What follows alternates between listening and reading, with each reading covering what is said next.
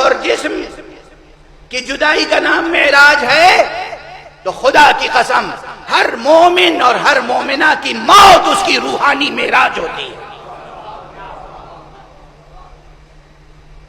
جب کوئی مومن اس دنیا سے گزرتا ہے یا مومنہ اس دنیا سے گزرتی ہے تو اس کا جسم پیوند خاک ہو جاتا ہے اور اس کی روح عالم بالا میں عروج کر جاتی ہے۔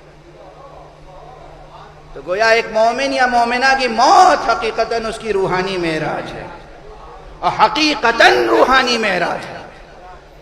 زندگی بھر مومن تڑپتا رہتا ہے کاش زیارت مولا ہو جائے، اور یہاں زمان و مکان کا حصار ہے، اس لیے مولا کے مزارات پہ پہنچ کر حرم کی زیارت تو ہو جاتی ہے، ضریح کی زیارت تو ہو جاتی ہے، قبر مطہر کی زیارت تو ہو جاتی ہے، آقا کی زیارت نہیں ہوتی۔ مگر جب موت آتی ہے تو موت بعد میں آتی ہے، آقا کی زیارت پہلے ہو۔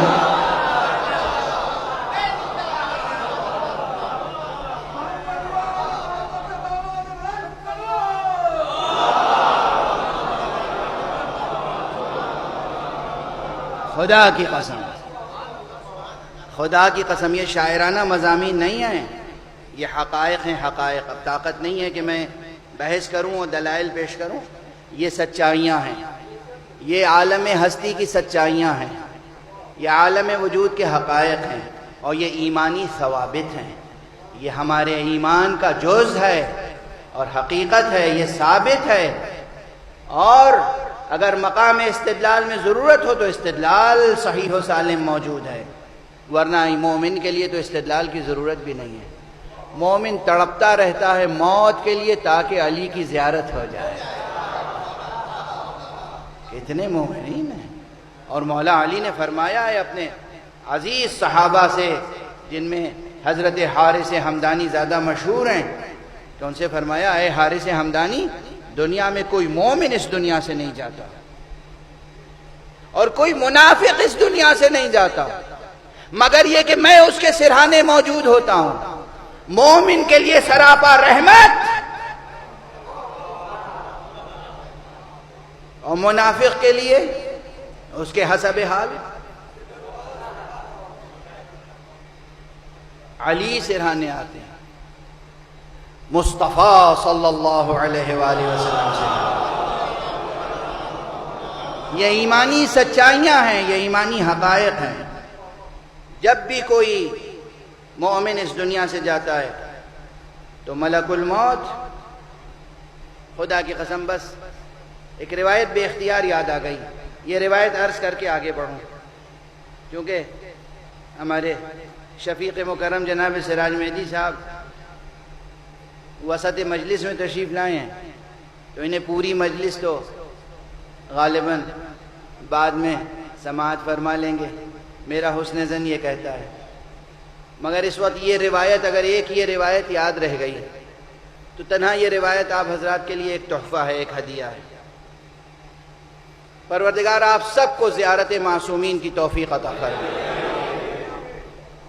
یاد رکھنا عزیزو، ایصال ثواب کی مجلس ہے، اس ایک روایت میں کتنے علوم پوشیدہ ہیں، یہ روایت یاد رکھنا، اور روایت سند کے اعتبار سے صحت کے اس درجے پہ فائز ہے کہ جس درجے پر ایک مجتہد جامع و شرائط، ایک فقیہ، ایک مرجع تقلید حلال اور حرام، واجب اور مستحب کا فتویٰ دیتا ہے۔ سند معمولی نہیں ہے، سند کے اعتبار سے یہ حدیث صحیح، اور متن کے اعتبار سے متن کیا ہے؟ ایک شخص ہے، بہت امیر نہیں ہے، بہت رئیس نہیں ہے، بہت غنی نہیں ہے، بہت مالدار نہیں ہے، مگر وہ ہر سال امام جعفر صادق علیہ السلام کا زمانہ ہے،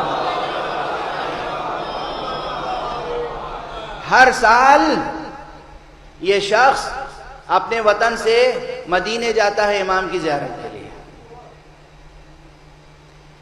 اور خود اور اس کی زوجہ دونوں محنت سے، مشقت سے اس سفر کے لیے اہتمام کرتے ہیں، پیسہ اکٹھا کرتے ہیں، سواری کا انتظام کرتے ہیں، زیادہ سفر کا انتظام کرتے ہیں، چونکہ صاحب حیثیت نہیں ہے، یہاں روایت در روایت بریکٹ میں عرض کر دوں، امام جعفر صادق علیہ الصلوۃ والسلام کا ارشاد ہے،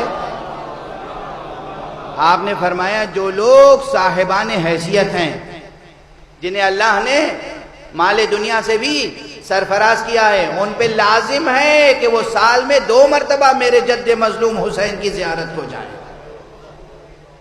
اور جو لوگ ان سے کمتر حیثیت رکھتے ہیں، کم سے کم ان پہ لازم ہے کہ سال میں 1 بار ضرور حسین کی زیارت کو جائیں۔ پروردگار آپ سب کو آقا حسین کی زیارت سے مشرف فرمائے۔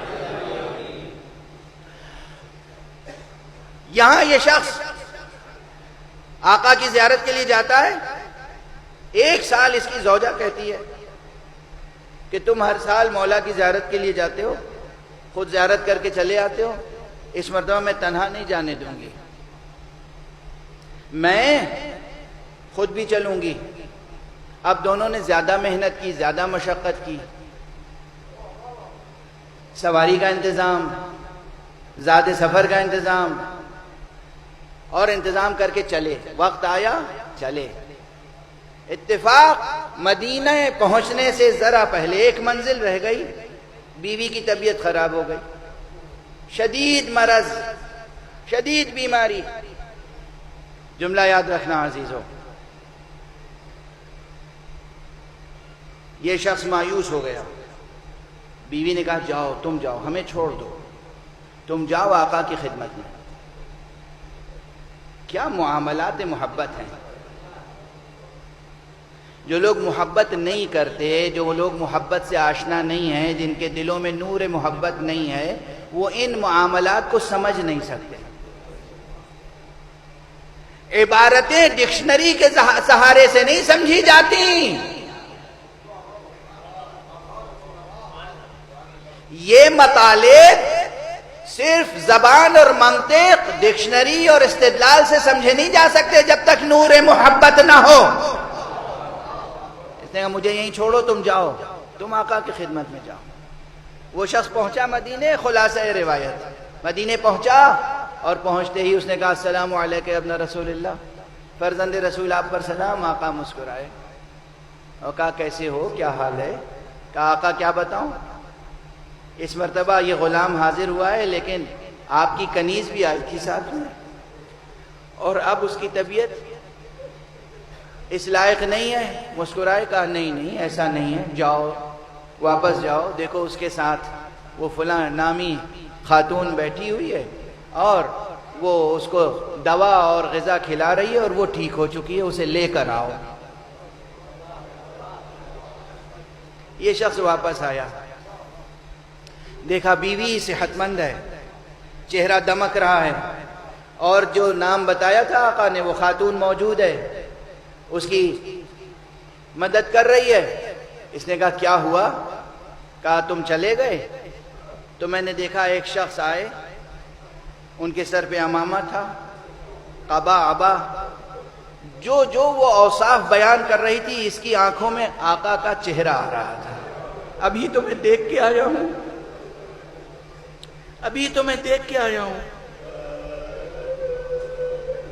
کہا وہ آئے اور ملک الموت آ چکے تھے۔ جملہ یاد رکھیے گا جس جملے کے لیے میں نے زحمت دی ہے، جو روح روایت ہے۔ کہا انہوں نے ملک الموت کو دیکھا اور کہا یہ بتاؤ کیا اللہ نے تم کو ہماری اطاعت کا حکم نہیں دیا ہے؟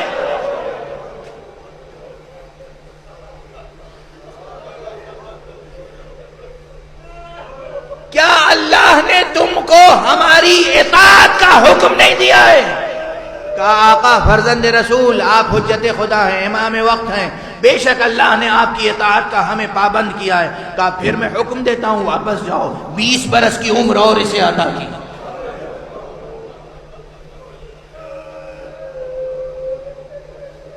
اب وہ مومنہ زندہ ہے، اور وہ اپنی بیوی کو ساتھ لے کر پھر مدینے آتا ہے، آقا کی خدمت میں جاتا ہے۔ جیسے ہی اس مومنہ کی نظر پڑتی کہ خدا کی قسم یہی تو تھے جنہوں نے ہمیں زندگی عطا کی۔ اب سمجھے آپ ائمہ اہل بیت کی منزلت کیا ہے؟ اب دنیا دیکھے میں اس وقت فضائل پڑھ رہا ہوں اور اور ہماری آنکھوں سے آنسو جاری ہیں، اس کے معنی ہے کہ جب ہم گریہ کرتے ہیں تو یہ بزدلی کا گریہ نہیں ہوتا، یہ عشق و محبت کا گریہ ہوتا ہے۔